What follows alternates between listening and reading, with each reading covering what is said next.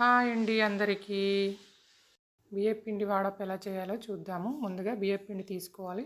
నేను ఇక్కడ 3 స్పూన్లు తీసుకుంటున్నాను. తర్వాత క్యారెట్ తురుము, తర్వాత సన్నగా తరిగిన ఉల్లిపాయలు, అలాగే సన్నగా తరిగిన కొత్తిమీర.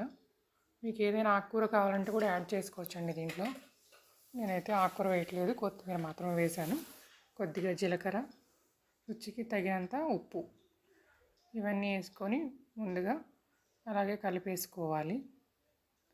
క్యారెట్లో ఉన్న చెమ్మంతా పిండికి అంటుకునేలా బాగా పిసి కలుపుకొని తర్వాత వాటర్ యాడ్ చేసుకుంటూ మెత్తగా కలిపేసుకోవాలి. ఇలా ముద్దలా చపాతీ పిండిలా కలుపుకోవాలి. తర్వాత ఒక ఆయిల్ పేపర్ తీసుకొని, మీ దగ్గర ఏ ఆయిల్ పేపర్ ఉంటే ఆయిల్ పేపర్ తీసుకొని కొద్దిగా ఆయిల్ రాసేసి ఉండల్లా చేసేసుకొని, మనం రొట్టె చేసుకుంటాం కదా ఆ సైజులో ఉండ చేసేసుకుని చేతితో ఇలా ఒత్తుకోవాలి చూపిస్తున్న విధంగా.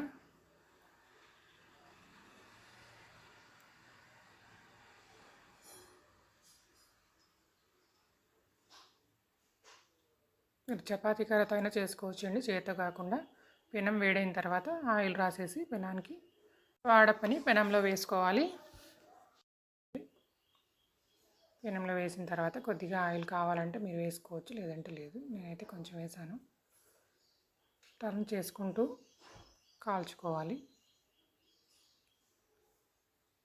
2 సైడ్స్ బాగా కాలిన తర్వాత ఒక ప్లేట్లోకి తీసేసుకోవాలి. చూడండి బాగా కాలింది. ఇప్పుడు దీన్ని ఒక ప్లేట్లోకి తీసుకుందాము. అంతేనండి, మన బియ్యపిండి వాడప రెడీ అయినాయి. చాలా టేస్టీగా ఉంటాయండి. ఒట్టివి ఇలా తినేసేయచ్చు, లేదంటే పల్లీ చట్నీతో కూడా తినొచ్చండి.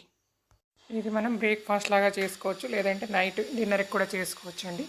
చాలా టేస్టీగా ఉంటాయి. ఇలాంటి రెసిపీస్ చూడాలనుకుంటే మా ఛానల్ని సబ్స్క్రైబ్ చేయండి. Thank you.